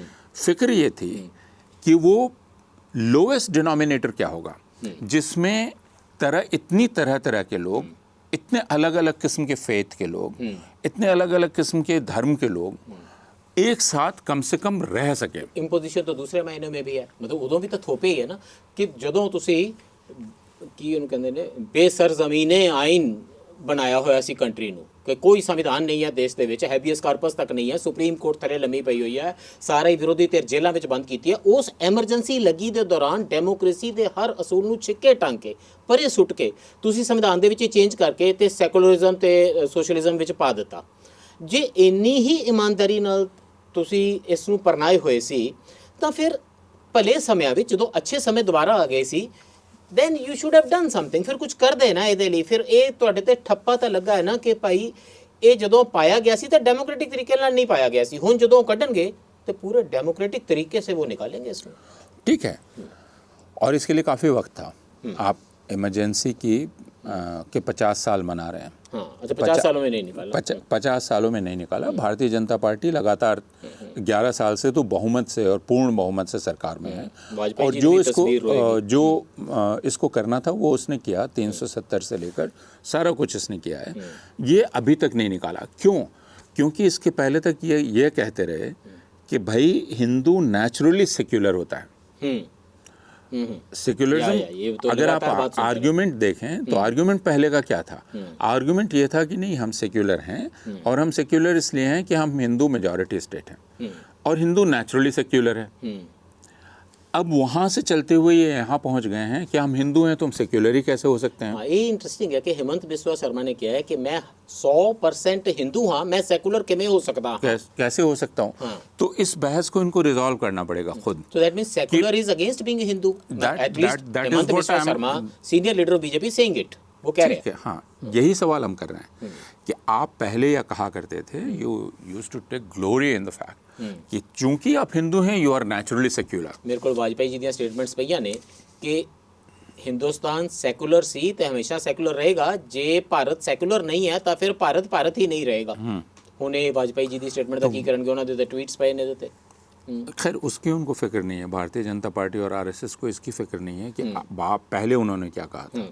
उनका कहना है मैं जो अब कह रहा हूँ वो इम्पोर्टेंट आज का सच ही है, और इसलिए हम उनकी पिछली बात को लेकर उनको पाबंद नहीं कर सकते कि आपने तो पहले ये कहा था। लेकिन मैं बाकी लोगों के लिए कह रहा हूँ कि जब बाकी लोग जो आम लोग हैं वे ये समझते रहें कि हिंदू तो चूंकि सहिष्णु होता है, हिंदू उदार होता है, हिंदू सब कुछ लेकर चलता है, और यही सेक्युलरिज्म है, तो फिर अब आप इस बिंदु पर पहुँच गए हैं जहाँ आप कह रहे हैं कि मैं सेक्युलर नहीं हूँ। तो अब हमें यह तय करना है कि आर यू रिपुडिएटिंग, आप क्या अब उन सारी चीज़ों को रिजेक्ट कर रहे हैं? जो चीज़ है सबको साथ लेकर चलना, जो चीज़ है कमज़ोर लोगों को सहारा देना, उनको हिफाजत का एहसास देना, क्या हम इसको रिजेक्ट कर रहे हैं? सवाल ये है। एक बार फिर क्लैरिटी हो जाए। देश के उप राष्ट्रपति मानयोग हिज एक्सीलेंसी जगदीप धनखड़ जी ने किया है कि सैकुलरिज्म का शब्द, सोशलिज्म का शब्द जिहड़ा संविधान विच है वो एक नासूर वांग है। नसूर उन्हां दा शब्द है, एक ऐसे जख्म वांग है जिहदे विचों लगातार देश का खून रिस रहा है। तो असी उस देश दे विच रहिंदे हां जिथे 75 सालों तो सैकुलरिज्म के सोहले गाए जा रहे हैं। ये राइट विंग वालों भी, भाजपा के लीडर भी गाते रहे हैं। मोदी साहब ने बहुत बारी सैकुलरिज्म की तारीफ की है। मैं सिर्फ अगले डिबेट से जाने तो पहला, अगले सैगमेंट से जाने तो पहला इन्हें दसना चाह रहा सी। I was coming across this interesting tidbits. जिहड़ी कॉन्स्टिट्यूशन असैंबली के डिबेट्स है ਉਹਦੇ ਵਿੱਚ ਨਵੰਬਰ 48 ਦੇ ਵਿੱਚ ਪ੍ਰੋਫੈਸਰ KT शाह बड़े सरगर्म मैंबर से प्रोएक्टिव रहे ने, इन्हों ने अमेंडमेंट मूव की है कि जिहड़ा है ना इंडिया दैट इज़ भारत, उन्होंने कहा इनू यूनियन ऑफ स्टेट्स ना कहो, India that is Bharat shall be a union of states. इस तरह नहीं, उन्होंने अमेंडमेंट की है कि India that is Bharat shall be a secular federalist socialist union of states. मतलब इस किस्म की गल करनी उत्ते सन्मान नाल सुनी जाती सी, इस ते बहस होंदी सी, इस दे उत्ते फिर वोटिंग होंदी सी। HV कामत ने कहा कि सैकुलर ते सोशलिस्ट शब्द प्रीएम्बल विच ना पाओ, नहीं संविधान विच ना पाओ, जे पाने ही ने तो प्रीएम्बल विच पाओ। उस वेले नहीं पाए गए, एमरजेंसी के दौरान पा दिते गए। और सैयद फजल उल हसन ये ਯੂਪੀ ਦੇ ਉਨਾਓ ਤੋਂ ਮੈਂਬਰ ਸਨ, ਤੁਸੀਂ ਸਭ ਇਹਨਾਂ ਨੂੰ ਜਾਣਦੇ ਹੋ। ਇਹ ਵੀ ਸੰਵਿਧਾਨ ਘੜਨੀ ਸਭਾ ਦੇ ਮੈਂਬਰ ਸਨ। ਇਹਨਾਂ ਨੇ ਇੱਕ ਅਮੈਂਡਮੈਂਟ ਮੂਵ ਕੀਤੀ, ਇੱਕ ਸੋਧ ਮੂਵ ਕੀਤੀ ਸੀ ਉਸ ਵੇਲੇ USSR ਹੁੰਦਾ ਸੀਗਾ, ਸੋਵੀਅਤ ਸੰਘ ਜਿਹੜਾ ਸੀਗਾ, union of Soviet socialist republic. ਉਹਨਾਂ ਨੇ ਕਿਹਾ ਕਿ ਹਿੰਦੁਸਤਾਨ ਨੂੰ union of Indian socialist Republics ਬਣਾਉਣਾ ਚਾਹੀਦਾ, UISR, ਜਿਵੇਂ USSR ਉੱਥੇ ਸੀਗਾ। ਤੁਸੀਂ ਸਭ ਮੋਹਾਨੀ ਸਾਹਿਬ ਨੂੰ ਜਾਣਦੇ ਹੋ, ਕਿਆ ਹੈ, ਚੁਪਕੇ ਚੁਪਕੇ ਰਾਤ ਦਿਨ ਆंसू बहाना याद है, ਇਹ ਉਹਨਾਂ ਦਾ ਹੀ ਗਾਣਾ ਜਿਹੜਾ ਤੁਸੀਂ ਰੋਜ਼ ਸੁਣਦੇ ਹੋ। ਹੁਣ अब ये पता चल गया कि वो सैयद फजल उल हसन थे, तो ऐसा ना हो कुछ लोगों को गाना पसंद ना खराब हो जाए बंद हो जाए। ਥੋੜ੍ਹੀ ਜਿਹੀ ਇੱਕ ਗੱਲਬਾਤ ਰਹਿ ਗਈ, ਬਿਹਾਰ ਦੇ ਵਿੱਚ ਜਿਸ ਕਿਸਮ ਦੇ ਨਾਲ ਨਵੀਆਂ ਵੋਟਾਂ ਬਣਨੀਆਂ ਨੇ ਉਹਦਾ ਸਾਡੇ ਤੇ ਕੀ ਅਸਰ ਹੈ, ਇਹ ਸੈਕੂਲਰਿਜ਼ਮ ਦੇ ਡਿਬੇਟ ਦੇ ਨਾਲ ਉਸ ਦੀ ਕੀ ਲਿੰਕੇਜ ਹੈ।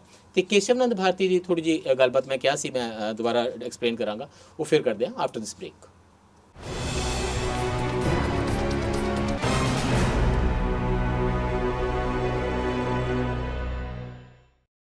ਬ੍ਰੇਕ ਤੋਂ ਬਾਅਦ ਫਿਰ ਸਵਾਗਤ ਹੈ ਜੀ। ਚਰਚਾ ਕਰ ਰਹੇ ਹਾਂ ਜਿਸ ਕਿਸਮ ਦੇ ਸੰਵਿਧਾਨ ਦੇ ਵਿੱਚ ਚੇਂਜ ਕਰਨ ਦੀ, ਸੰਵਿਧਾਨ ਦੇ ਵਿੱਚ ਬਦਲਾਅ ਕਰਨ ਦੀ ਗੱਲਬਾਤ ਅਚਾਨਕ ਦੇਸ਼ ਦੀ ਰਾਜਨੀਤੀ ਵਿੱਚ ਵੱਡੇ ਪੱਧਰ ਤੇ ਉੱਠ ਖੜੀ ਹੋਈ ਹੈ। ਉਸ ਬਾਰੇ ਸਾਡੇ ਨਾਲ ਪ੍ਰੋਫੈਸਰ ਅਪੂਰਵਾਨੰਦ ਜੀ ਹਨ। ਇੱਕ ਤਾਂ ਗੱਲ ਇਹ ਸ਼ੁਰੂ ਕੀਤੀ ਹੈ ਕਿ ਸੰਵਿਧਾਨ ਦਾ ਪ੍ਰੀਐਂਬਲ ਬਦਲ ਦਿੱਤਾ ਜਾਏਗਾ। ਦੂਸਰਾ, ਇਸ ਤੋਂ ਪਹਿਲਾਂ ਇੱਕ ਕੇਸ਼ਵਨੰਦ ਭਾਰਤੀ ਕੇਸ ਹੈ 1973 ਦਾ, ਸੁਪਰੀਮ ਕੋਰਟ ਦਾ ਫੈਸਲਾ ਹੈ 13 ਜੱਜਾਂ ਦਾ। ਭਾਰਤ ਦੇ ਵਿੱਚ ਇਸ ਤੋਂ ਵੱਡਾ ਬੈਂਚ ਸੁਪਰੀਮ ਕੋਰਟ ਦਾ ਕਦੀ ਨਹੀਂ ਬਣਿਆ, ਇਹ ਸਭ ਤੋਂ ਵੱਡਾ ਬੈਂਚ ਸੀ।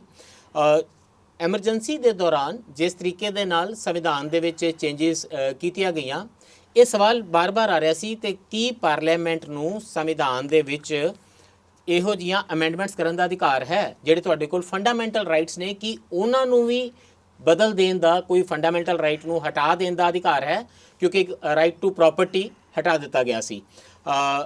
ਕੇਸ਼ਵਨੰਦ ਭਾਰਤੀ ਕੇਸ ਦੇ ਵਿੱਚ ਸੁਪਰੀਮ ਕੋਰਟ ਦਾ ਫੈਸਲਾ ਸੀ ਕਿ ਹਾਂ, ਪਾਰਲੀਮੈਂਟ ਸੰਵਿਧਾਨ ਦੇ ਵਿੱਚ ਸੋਧ ਕਰ ਸਕਦੀ ਹੈ, ਇਨਕਲੂਡਿੰਗ ਪ੍ਰੀਐਂਬਲ ਦੇ ਵਿੱਚ ਵੀ ਸੋਧ ਕਰ ਸਕਦੀ ਹੈ, ਪਰ ਜਿਹੜਾ ਬੇਸਿਕ ਸਟਰਕਚਰ ਹੈ ਸੰਵਿਧਾਨ ਦਾ, ਉਸ ਦੇ ਵਿੱਚ ਕੋਈ ਬਦਲਾਅ ਨਹੀਂ ਕੀਤਾ ਜਾ ਸਕਦਾ। ਤੇ ਉਸ ਸੈਂਸ ਦੇ ਵਿੱਚ ਇਹ ਜਿਹੜੀਆਂ ਪ੍ਰੀਐਂਬਲ ਦੀਆਂ ਵੈਲਿਊ ਸੀ, ਉਹਨਾਂ ਨੇ ਉਹਦੇ ਵਿੱਚ ਬੜਾ ਕਲੀਅਰ ਕੀਤਾ ਹੈ ਕਿ ਸੈਕੂਲਰਿਜ਼ਮ ਸੰਵਿਧਾਨ ਦਾ ਬੇਸਿਕ ਫੀਚਰ ਹੈ। ਇਹ ਕੇਸ਼ਵਨੰਦ ਭਾਰਤੀ ਕੇਸ ਦਾ ਫੈਸਲਾ ਹੈ। ਔਰ ਕੇਸ਼ਵਨੰਦ ਭਾਰਤੀ ਨੇ ਵੀ ਇਹ ਗੱਲ ਬਕਾਇਦਾ ਨੋਟਿਸ ਕੀਤੀ ਸੀ ਕਿ ਸਾਡੇ ਸੰਵਿਧਾਨ ਦੀ ਸਾਰੀ ਬਹਿਸ ਤੋਂ ਬਾਅਦ ਪ੍ਰੀਐਂਬਲ ਬਣਿਆ ਸੀ। ਇਸ ਗੱਲ ਨੂੰ ਨੋਟ ਕਰਨਾ ਚਾਹੀਦਾ ਹੈ ਕਿ ਪ੍ਰੀਐਂਬਲ ਸੰਵਿਧਾਨ ਦੀ ਉਸ ਰੂਹ ਨੂੰ ਪ੍ਰਗਟ ਕਰਦਾ ਹੈ। ਸੋ ਸਾਡੇ ਉਪ ਰਾਸ਼ਟਰਪਤੀ ਜੀ ਨੇ ਬੰਬਈ ਜਜਮੈਂਟ ਦੇ ਉੱਤੇ ਵੀ ਅਟੈਕ ਕਰ ਚੁੱਕੇ ਨੇ, ਉਹ ਕੇਸ਼ਵਨੰਦ ਭਾਰਤੀ ਦੀ ਜਜਮੈਂਟ ਦੇ ਉੱਤੇ ਵੀ ਅਟੈਕ ਕਰ ਚੁੱਕੇ ਨੇ, ਤੇ ਹੁਣ ਸੰਵਿਧਾਨ ਦੇ ਪ੍ਰੀਐਂਬਲ ਦੇ ਉੱਤੇ ਉਹਨਾਂ ਨੇ ਇਹ ਜਨਤਕ ਅਟੈਕ ਕੀਤਾ ਹੈ, ਜਿਸ ਵਿੱਚ ਭਾਜਪਾ ਦੇ ਮੁੱਖ ਮੰਤਰੀਆਂ ਨੇ ਵੀ ਇਸ ਅਟੈਕ ਦੇ ਵਿੱਚ ਸ਼ਾਮਲ ਹੋ ਗਏ ਨੇ, ਕੇਂਦਰੀ ਵਜ਼ੀਰ ਵੀ ਸ਼ਾਮਲ ਹੋ ਗਏ ਨੇ, RSS ਦੇ ਬਹੁਤ ਸੀਨੀਅਰ ਨੇਤਾ ਵੀ ਇਸ ਅਟੈਕ ਦਾ ਪਾਰਟ ਨੇ। ਅਪੂਰਵਾਨੰਦ ਜੀ, ਵਨ ਥਿੰਗ ਇਜ਼ ਕਿ ਕੀ ਇਸ ਦੇ ਬਦਲਾਅ ਕਰਨ ਦੇ ਨਾਲ ਸੰਵਿਧਾਨ ਦੇ ਵਿੱਚ ਸੈਕੂਲਰਿਜ਼ਮ ਦਾ ਜਗ੍ਹਾ ਜਗ੍ਹਾ ਜ਼ਿਕਰ ਹੈ, ਜਿਸ ਕਿਸਮ ਦੀਆਂ ਸਾਡਾ ਕਾਨੂੰਨ ਨੇ, ਸੰਵਿਧਾਨ ਹੈ, ਉਸ ਵਿੱਚ ਜਗ੍ਹਾ ਜਗ੍ਹਾ 'ਤੇ ਇਹ ਇੰਤਜ਼ਾਮ ਕੀਤੇ ਹੋਏ ਨੇ ਕਿ ਮਿਨੋਰਿਟੀਜ਼ ਦਾ ਧਿਆਨ ਰੱਖਿਆ ਜਾਏਗਾ, ਕਿ ਮਾਰਜਨਲਾਈਜ਼ ਸੈਕਸ਼ਨਸ ਦਾ ਧਿਆਨ ਰੱਖਿਆ ਜਾਏਗਾ। ਅਸੀਂ ਐਕਸੈਪਸ਼ਨਸ ਕ੍ਰੀਏਟ ਕੀਤੀਆਂ ਹੋਈਆਂ ਨੇ ਜਿਹਦੇ ਥੱਲੇ ਅਸੀਂ ਰਿਜ਼ਰਵੇਸ਼ਨਸ ਦਿੰਦੇ ਹਾਂ। ਇਹ ਜਿਹੜਾ ਪੂਰਾ ਤਾਮਝਾਮ ਬਣਿਆ ਹੋਇਆ, ਇਹਦੇ ਨਾਲ ਕੀ ਫਰਕ ਪਏਗਾ ਜੇ ਪ੍ਰੀਐਂਬਲ ਦੇ ਵਿੱਚੋਂ ਇਹ ਕੱਢ ਵੀ ਦੇ? ਕੀ ਇਹਨੂੰ ਸਿਰਫ ਇੱਕ ਕਲੈਰੀਕਲ ਪ੍ਰੋਪੇਗੈਂਡਿਸਟ ਐਕਟੀਵਿਟੀ ਦੇ ਤੌਰ ਦੇ ਉੱਤੇ ਦੇਖਿਆ ਜਾਵੇਗਾ, ਜਾਂ ਕਿ ਲੋਕ ਮਨਾਂ ਦੇ ਵਿੱਚ ਗਲੀ ਗਲੀ ਤੱਕ ਇੱਕ ਇਹ ਸੁਣਿਆ ਜਾਏਗਾ ਕਿ ਹੁਣ ਆਪਣੇ ਆਪੋਨੈਂਟ ਨੂੰ ਸੰਪੂਰਨ ਤਰੀਕੇ ਨਾਲ ਹਰਾ ਦਿੱਤਾ ਗਿਆ ਹੈ? ਉਹ ਜਿਹੜੇ ਲੋਕ ਸੈਕੂਲਰਿਜ਼ਮ ਦੀਆਂ ਗੱਲਾਂ ਕਰਦੇ ਸਨ, ਉਹਨਾਂ ਨੂੰ ਹਰਾ ਦਿੱਤਾ ਗਿਆ ਹੈ। ਮੈਂ ਇਸ ਨਜ਼ਰ ਤੋਂ ਪੁੱਛ ਰਿਹਾ, ਇਸ ਜ਼ਾਵੀਏ ਤੋਂ, ਕਿ ਇਜ਼ਰਾਈਲ ਨੇ 2018 ਦੇ ਵਿੱਚ ਇੱਕ ਨੇਸ਼ਨ ਸਟੇਟ ਲਾਅ ਪਾਸ ਕੀਤਾ ਸੀ, ਜਿਸ ਤੋਂ ਬਾਅਦ ਉਹਨਾਂ ਨੇ ਕਿਹਾ ਕਿ ਅੱਜ ਤੋਂ ਲੈ ਕੇ ਇਜ਼ਰਾਈਲ ਸਿਰਫ ਜੂਇਸ਼ ਕੌਮ ਦੀ ਸਟੇਟ ਹੈ। ਸੋ ਉਹਦੇ ਹੁਣ ਉੱਤੇ 20% ਇਜ਼ਰਾਈਲ ਦੇ ਰੈਜ਼ੀਡੈਂਟ ਪੈਲਸਤੀਨੀਅਨ ਨੇ। ਉਹ ਵਿਚਾਰੇ ਇਹਦੇ 'ਚ ਕਨਫਿਊਜ਼ ਨੇ ਕਿ ਉਹਨਾਂ ਦੀ ਕੌਮੀ ਆਈਡੈਂਟੀਟੀ ਜਿਹੜੀ ਆ ਉਹ ਪੈਲਸਤੀਨੀਅਨ ਹੈ, ਨੇਸ਼ਨ ਸਟੇਟ ਦੀ ਆਈਡੈਂਟੀਟੀ ਉਹਨਾਂ ਦੀ ਇਜ਼ਰਾਈਲੀ ਆ, ਪਰ ਇਜ਼ਰਾਈਲ ਉਹਨਾਂ ਨੂੰ ਕਹਿੰਦਾ ਕਿ ਨਹੀਂ, ਤੁਸੀਂ ਇੱਕੋ ਰੰਗ ਵਿੱਚ ਢਲ ਜਾਓ। ਅਸੀਂ ਕਿਸ ਤਰ੍ਹਾਂ ਰਿਐਕਟ ਕਰਾਂਗੇ, ਆਮ ਲੋਕ ਕਿੱਦਾਂ ਰਿਐਕਟ ਕਰਨਗੇ, ਤੇ ਪॉलिटिक्स ਕਿਵੇਂ ਰਿਐक्ट करेगी? देखिए, असल जो कोशिश है वो हिंदू साइकोलॉजी को बदलने की है, हिंदू इलेक्टोरेट की साइकोलॉजी को बदलने की है, और उनमें एक सेंस ऑफ डिप्रिवेशन पैदा किया जा रहा है। सेक्युलरिज्म का मतलब ये बतलाया जा रहा है कि सेक्युलरिज्म का मतलब क्या है? सेक्युलरिज्म का मतलब है अपीजमेंट। सो हिंदू मन नू बदलिया जाए। हाँ, तो हिंदू मन को बदलने की कोशिश हो रही है, और ये पहले हिंदू मन में एक कमी का एहसास कराया जाता है कि ये जो सेक्युलरिज्म आया इसने आपसे चीज़ें छीन ली। ਬਹੁਤ ਲੋਕ ਕਹਿੰਦੇ ਨੇ ਕਿ ਅਸੀਂ ਆਪਣੇ ਹੀ ਦੇਸ਼ ਦੇ ਵਿੱਚ ਹਿੰਦੂਆਂ ਨੂੰ ਇਹ ਨਹੀਂ ਮਿਲ ਰਿਹਾ, ਆਪਣੇ ਹੀ ਦੇਸ਼ ਵਿੱਚ ਹਿੰਦੂਆਂ ਤੇ ਜ਼ੁਲਮ ਹੋ ਗਏ ਨੇ, ਹਿੰਦੂਆਂ ਦਾ ਹੀ ਤਾਂ ਦੇਸ਼ ਹੈ, ਇਹਦੇ ਵਿੱਚ ਹਿੰਦੂ ਤੇ ਜ਼ੁਲਮ ਹੋ ਰਿਹਾ और कह रहे हैं कि मुसलमानों को शह दी जा रही है या बाकी ईसाइयों को शह दी जा रही है। ਉਹਨਾਂ ਦੀ तो ਗਿਣਤੀ ਬਹੁਤ ਵੱਧ ਜਾਏਗੀ। ये इस मन को बदलने की एक मनोवैज्ञानिक कोशिश है। और जैसा आपने कहा कि इससे और कुछ नहीं होगा, इससे पूरे देश में एक तरह का साइकोलॉजिकल मनोवैज्ञानिक युद्ध छिड़ जाएगा, जिसमें हिंदुओं को ये समझाने की कोशिश की जाएगी कि ये आपका मुकदमा है, ये मुकदमा आपका है और ਅਸੀਂ ਲੜ ਰਹੇ ਹਾਂ। और हम लड़ रहे हैं। तो इसका मुख्य निशाना यही है, मुख्य निशाना है हिंदू मन, जिसको बदलने की कोशिश की जा रही है। बहुत सारे लोग कह रहे हैं कि आप वहाँ से हटा भी दें, लेकिन अंदर कैसे हटाएंगे? तो अंदर धीरे धीरे हर चीज़ को इनइफेक्टिव किया जा सकता है। आप माइनॉरिटीज़ के राइट्स को, यानी रिलीजियस इंस्टीट्यूशन इस्टेब्लिश करने के राइट्स को जब आप वक्फ बिल ले आते हैं और वक्फ एक्ट आप बना देते हैं, तो वक्फ एक्ट है क्या? वक्फ एक्ट इफ़ेक्टिवली क्या करेगा? वह उस बेसिक स्ट्रक्चर पर ही अटैक है कि आप, अब ये बतलाया जा रहा है लोगों को कि मुसलमान इस्लाम का के बेसिक फीचर्स क्या हैं। अब ये कौन तय करेगा? ये बेसिक प्रैक्टिस है कि नहीं? बेसिक प्रैक्टिस है कि नहीं? किसी वक्त आप कहते हैं कि देखिए आपकी बेसिक, आपको तो मस्जिद की ज़रूरत ही नहीं है। किसी समय कहा जाता है कि नहीं अजान की ज़रूरत नहीं है, अजान की ज़रूरत नहीं है, जबकि कॉन्स्टिट्यूएंट असेंबली को देखिए जो कह रहा है प्रैक्टिस ऑफ रिलीजन, इसीलिए।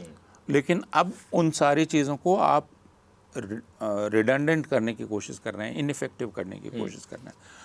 तो ये कहने से काम नहीं चलेगा कि नहीं प्रीएम्बल में नहीं रह गया तो क्या हुआ अंदर। इट्स फनी कि ਸੈਕੂਲਰਿਜ਼ਮ ਪਾਣ ਨਾਲ ਅਸੀਂ ਸੈਕੂਲਰ ਨਹੀਂ ਹੋਏ, ਸੋਸ਼ਲਿਜ਼ਮ ਪਾਣ ਨਾਲ ਅਸੀਂ ਸੋਸ਼ਲਿਸਟ ਨਹੀਂ ਹੋਏ, ਪਰ ਸੈਕੂਲਰਿਜ਼ਮ ਕੱਢਣ ਦੇ ਨਾਲ ਇੱਕ ਕੰਟਰੀ ਚੋਂ ਡੀਸੈਕੂਲਰਾਈਜੇਸ਼ਨ ਦੀ ਜਿਹੜੀ ਆਵਾਜ਼ ਆ ਉਹ ਬਹੁਤ ਉੱਚੀ ਗਲੀ ਗਲੀ ਤੱਕ ਜਾਏਗੀ। I am coming to Bihar now. Bihar ਦੇ ਵਿੱਚ ਤੁਹਾਨੂੰ ਪਤਾ ਹੈ ਕਿ ਇਲੈਕਸ਼ਨਾਂ ਹੋਣ ਜਾ ਰਹੀਆਂ ਨੇ, ਅਨਾਉਂਸ ਹੋ ਚੁੱਕੀਆਂ ਨੇ, ਤੇ ਟੋਟਲ ਵੋਟਰ ਉੱਥੇ ਹੈਗੇ ਨੇ ਕੋਈ 8.25 ਕਰੋੜ, 7.89 ਕਰੋੜ।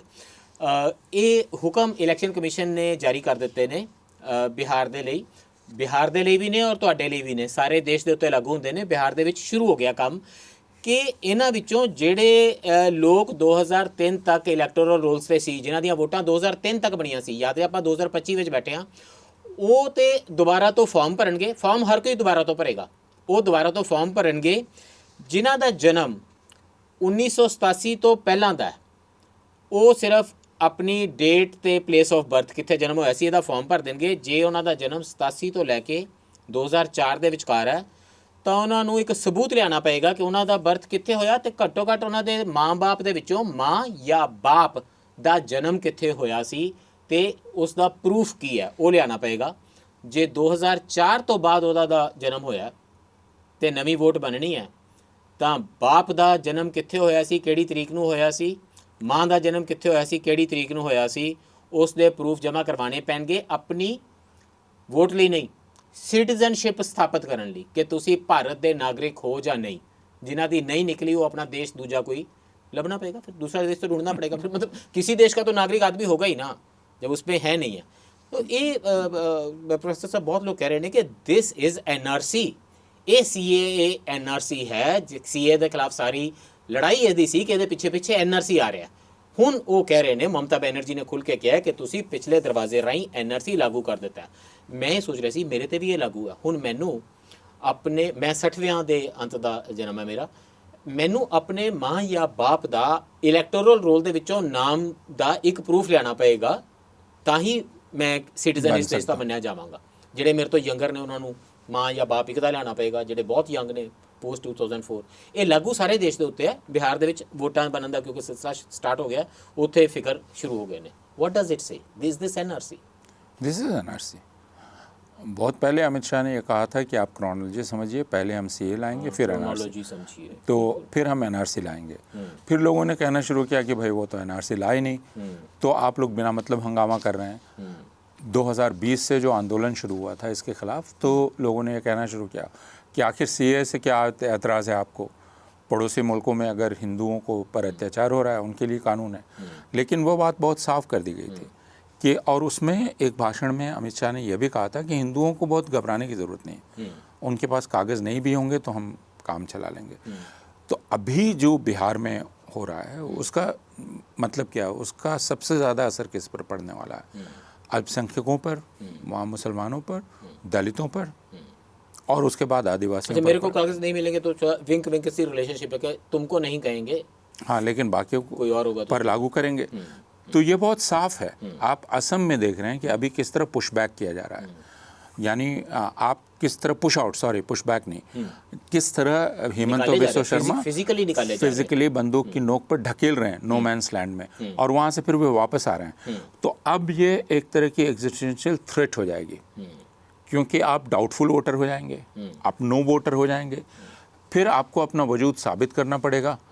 तो बहुत सारे लोग अब टेंटेटिव जोन में चले जाएंगे, और फिर डिटेंशन सेंटर आपके लिए रहेगा, जिसमें आप मुल्क से बाहर भले ही ना निकाले जाएं, लेकिन डिटेंशन सेंटर में तो आप डाले जाएंगे। तो यह भाग्य अब भारत के सबसे गरीब लोगों के लिए, उसमें भी दलितों, मुसलमानों और बाकी लोगों के लिए, कानून होएगा ये बहुत सैकुलर नहीं होएगा, मतलब ये भी एक ही कम्युनिटी ਦੇ ਉੱਤੇ ਜ਼ਿਆਦਾਤਰ ਜਿਹੜਾ ਅਪਲਾਈ ਹੋਏਗਾ। ਅਜੇ ਕਿ ਉਹਨਾਂ ਨੇ ਲਾਗੂ ਸੈਕੂਲਰ ਤਰੀਕੇ ਨਾਲ ਹੀ ਕੀਤਾ ਹੈ। ਫਾਰਮ ਮੈਨੂੰ ਸਬਮਿਟ ਕਰਵਾਉਣਾ ਹੀ ਪਏਗਾ ਫਾਰਮ, ਕਿਉਂਕਿ ਇੰਟੈਂਸਿਵ ਐਕਸਰਸਾਈਜ਼ ਹੈ ਇਸ ਵਾਰੀ, ਨਵੇਂ ਸਿਰੇ ਤੋਂ ਵੋਟਰ ਰੋਲਸ ਬਣੀਆਂ ਨੇ ਪੂਰੇ ਦੇਸ਼ ਦੇ ਵਿੱਚ। ਇਸ ਤਰ੍ਹਾਂ ਹੀ ਹੁਣ ਹੋਏਗਾ, ਜਿੱਥੇ ਵੀ ਇਲੈਕਸ਼ਨਾਂ ਹੋਣਗੀਆਂ ਆਪਾਂ ਇਹ ਪ੍ਰੂਫ ਲੱਭਦੇ ਫਿਰਾਂਗੇ, ਤੇ ਹੁਣ ਆਪਾਂ ਸਾਰੇ ਇਸ ਹਮਾਮ ਦੇ ਵਿੱਚ ਸੈਕੂਲਰ ਸਭ ਤੇ ਉੱਤੇ ਲਾਗੂ ਹੋਏਗਾ। और सिर्फ 3 महीना पहले हो रहा है, ये भी ध्यान रखने की जरूरत है। पर मैं मतलब एक क्विक आंसर जे ਤੁਸੀਂ ਕੋ ਮੇਰੇ ਕੋਲ ਕੁਝ ਸੈਕਿੰਡਸ ਬਾਕੀ ਨੇ, ਮਤਲਬ ਇਹ ਕਾਂਗਰਸ ਤੇ ਜਿਹੜਾ ਉਹ ਬਾਰ-ਬਾਰ ਕਹਿੰਦੇ ਨੇ ਕਿ ਮਾਫੀ ਮੰਗੋ ਐਮਰਜੈਂਸੀ ਲਈ, ये कम वक्त माफ़ी मांग ही क्यों नहीं लेती कांग्रेस? इतना ही मुश्किल है। कांग्रेस ने शायद एक से अधिक बार अलग अलग तरीके से कहा है कि इमरजेंसी एक गलती थी। वो जिस तरह से कहते हैं वो माफ़ी मांगना नहीं है। मान लीजिए वो माफ़ी मांग भी लें जी, तो उससे कोई फ़र्क तो नहीं पड़ जाएगा। मैं पिछले एक हफ्ते से ये देख रहा हूँ कि कुछ अखबार विशेषांक निकाल रहे हैं। हाँ, बिल्कुल बिल्कुल, पन्ने पर पे ने अंग्रेजी अखबार ने खास तौर पे होते हैं, और ऐसा लग रहा है कि वो बहुत बहादुर हैं। लेकिन आज जो हो रहा है उसके बारे में एक शब्द लिखने की हिम्मत उनको नहीं। जेसी शाह कमीशन दे उत्ते छप रहा है, सब कुछ राजन दा केस उस वेले की होया उस ते छप रहा है। तो क्या आज भी जो हो रहा है उसका जब कमीशन बन जाएगा उसके 25 साल बाद ही अखबार छापेंगे? यानी जो अखबार इमरजेंसी पर 7 दिन छाप रहा है, उसी अखबार ने दिल्ली के मुख्यमंत्री को बुलाया और दिल्ली के मुख्यमंत्री से पूछा कुणाल कामरा दिल्ली में आके कॉमेडी कर सकते हैं कि नहीं, और मुख्यमंत्री ने कहा अपने रिस्क पर आए। इसी अखबार की बात हो रही है। तो फिर इस अखबार ने उसको अगले दिन टॉप न्यूज़ क्यों नहीं बनाया? एक मुख्यमंत्री खुलेआम धमकी दे रही है कि तुम अपने जोखिम पर आओ। तो हुन तो मुख्यमंत्री कह रहे हैं कि मैं 100% हिंदू हूं, मैं सेकुलर नहीं हूं। इसके बाद अब किस इमरजेंसी की बात रह जाती है? और क्या, और आपकी कौन सी बहादुरी है कि आप 25 साल पहले के वाकई निकाल के ला रहे हैं, 50 साल पहले के।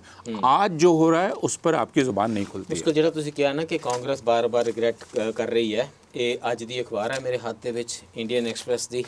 ਉਹਨਾਂ ਨੇ ਕਮਲਨਾਥ ਨੂੰ ਇੰਟਰਵਿਊ ਕੀਤਾ। ਕਮਲਨਾਥ ਜੀ ਨੂੰ ਐਮਰਜੈਂਸੀ ਬਾਰੇ ਸਵਾਲ ਪੁੱਛੇ ਗਏ ਨੇ। ਉਹਨਾਂ ਨੇ ਕਿਹਾ ਕਿ ਮੈਂ ਤਾਂ ਇਸ ਪੀਰੀਅਡ ਨੂੰ ਇਵੇਂ ਦੇਖਦਾ ਜਦੋਂ ਕੰਟਰੀ 'ਚ ਬਹੁਤ ਡਿਸਪਲਿਨ ਆ ਗਿਆ ਸੀ, ਟ੍ਰੇਨ ਸਾਰੀਆਂ ਟਾਈਮ ਸਿਰ ਸੀ, ਸਭ ਕੁਝ ਸਮੇਂ ਸਿਰ ਚੱਲਦਾ ਸੀ। ਤੇ ਸੰਜੇ ਗਾਂਧੀ ਨੇ ਕਿਹਾ ਸੀਗਾ ਕਿ ਕੋਈ ਹੋਰ ਚੋਇਸ ਨਹੀਂ ਰਹਿ ਗਈ। ਮਤਲਬ ਸੰਜੇ ਗਾਂਧੀ ਉਸ ਵੇਲੇ ਕੀ ਕਹਿੰਦੇ ਕਿਹਦਾ ਮਾਮਾ ਲੱਗਦਾ ਸੀਗਾ ਕਿ ਐਕਸਟਰਾ ਕਨਸਟੀਟਿਊਸ਼ਨਲ ਅਥਾਰਟੀ ਉੱਤੇ ਕਰ ਕੀ ਰਿਹਾ ਸੀਗਾ, ਪਰ ਉਹਨਾਂ ਨੂੰ ਕੋਈ ਸ਼ਰਮ ਹਯਾ ਨਹੀਂ ਹੈ। ਮੈਂ ਸ਼ਰਮ ਹਯਾ ਦੇ ਸ਼ਬਦ ਬਹੁਤ ਨਾਪ ਤੋਲ ਕੇ ਵਰਤ ਰਿਹਾ ਕਿਉਂਕਿ ਮੈਂ ਅੱਗੇ ਪੜ੍ਹ ਰਿਹਾ ਉਹਨਾਂ ਨੇ ਕੀ ਕਿਹਾ। ਅੰਤ ਦੇ ਉੱਤੇ ਉਹਨਾਂ ਨੇ ਪੁੱਛਿਆ ਕਿ ਤੁਹਾਡਾ Sanjay Gandhi as a politician ਉਹਦੇ ਬਾਰੇ ਕੀ ਵਿਊ ਹੈ। ਕਮਲਨਾਥ ਜੀ ਕਹਿੰਦੇ ਹਨ ਐਮਰਜੈਂਸੀ ਬਾਰੇ ਆਪਣੀ 50 ਸਾਲਾਂ ਦੀ ਸਮਝ ਤੋਂ ਬਾਅਦ ਕਿ ਉਹਨਾਂ ਦੀ ਫੈਮਿਲੀ ਪਲੈਨਿੰਗ ਸਕੀਮ ਬਹੁਤ ਜ਼ਰੂਰੀ ਸੀ ਦੇਸ਼ ਲਈ, ਕਿਉਂਕਿ ਉਸ ਵੇਲੇ ਪਾਪੂਲੇਸ਼ਨ ਬਹੁਤ ਜ਼ਿਆਦਾ ਵੱਧ ਰਹੀ ਸੀ ਤੇ ਉਹੀ ਉਹ ਮਹਾਨ ਵਿਅਕਤੀ ਸਨ ਜਿਨ੍ਹਾਂ ਨੇ ਦੇਸ਼ ਨੂੰ ਹਮ ਦੋ ਹਮਾਰੇ ਦੋ ਦਾ ਨਾਰਾ ਦਿੱਤਾ ਸੀ। ਇਹ 50 ਸਾਲਾਂ ਤੋਂ ਬਾਅਦ ਕਮਲਨਾਥ ਜੀ ਜੇ ਕਾਂਗਰਸ ਮਾਫੀ ਮੰਗ ਲਵੇ ਤਾਂ ਇਹਨਾਂ ਸ਼ਰਮਸਾਰੀਆਂ ਤੋਂ ਬਚ ਜਾਵੇਗੀ। ਸੋ ਇੱਕ ਤਾਂ ਕਾਂਗਰਸ ਨੂੰ ਕਈ ਮਾਫੀਆਂ ਮੰਗਣੀਆਂ ਚਾਹੀਦੀਆਂ ਨੇ। ਇੱਕ ਇਹ ਵੀ ਕਿ ਜਿਨ੍ਹਾਂ ਢੰਗ ਤਰੀਕਿਆਂ ਦੇ ਨਾਲ ਸੈਕੂਲਰਿਜ਼ਮ ਪਾਇਆ ਗਿਆ ਸੰਵਿਧਾਨ ਦੇ ਵਿੱਚ ਉਹਦੀ ਮਾਫੀ, ਜਿਨ੍ਹਾਂ ਢੰਗ ਤਰੀਕਿਆਂ ਦੇ ਨਾਲ ਸੈਕੂਲਰਿਜ਼ਮ ਨਹੀਂ ਨਿਭਾਇਆ ਗਿਆ ਉਹਦੀ ਮਾਫੀ। ਕਾਂਗਰਸ ਦੀ ਮਾਫੀਆਂ ਬਹੁਤ ਨੇ, ਪਰ ਜੋ ਹੁਣ ਦੀ ਸਰਕਾਰ ਇਹ ਕਹਿ ਰਹੀ ਹੈ ਕਿ ਅਸੀਂ ਕਰਨਾ ਹੈ, ਇੱਕ ਸੰਵਿਧਾਨ ਦੀ ਆਤਮਾ ਦੇ ਵਿੱਚੋਂ ਉਹ ਸ਼ਬਦ ਕੱਢਦੇ ਨੇ ਸੈਕੂਲਰਿਜ਼ਮ ਤੇ ਸਮਾਜਵਾਦ। ਵੈਸੇ ਸਮਾਜਵਾਦ ਤਾਂ ਕੱਢਿਆ ਹੀ ਪਿਆ ਸਾਰੀਆਂ ਧਿਰਾਂ ਨੇ ਰਲ ਕੇ ਹੀ, ਸੈਕੂਲਰਿਜ਼ਮ ਦਾ ਹੀ ਮਾੜਾ ਮੋਟਾ ਕੋਈ ਗੱਲ ਹੋ ਜਾਂਦੀ ਹੈ। ਜੇ ਉਹ ਵੀ ਕੱਢਣਾ ਹੈ ਤਾਂ ਉਸ ਤੋਂ ਬਾਅਦ ਤੁਹਾਡੀ ਸਾਡੀ ਆਪਣੀ ਆਤਮਾ ਦੇ ਉੱਤੇ ਕੀ ਅਸਰ ਪੈਣਾ ਹੈ। ਦੇਖ ਲਵੋ, 2 ਨੇਸ਼ਨ ਥਿਊਰੀਅਨਸ ਆਰ 2 ਦੇਸ਼ ਬਣੇ ਸਾਂ, ਜਿਉ ਨੇ ਉਹੋ ਜਿਹੇ ਬਣ ਜਾਵਾਂਗੇ, ਜੋ ਉਹਨਾਂ ਨਾਲ ਹੋਇਆ ਸਾਡੇ ਨਾਲ ਹੋ ਜਾਸੀ। ਅੱਜ ਲਈ ਇੰਨਾ ਹੀ, ਧੰਨਵਾਦ ਤੇ ਰੱਬ ਰੱਖਾ।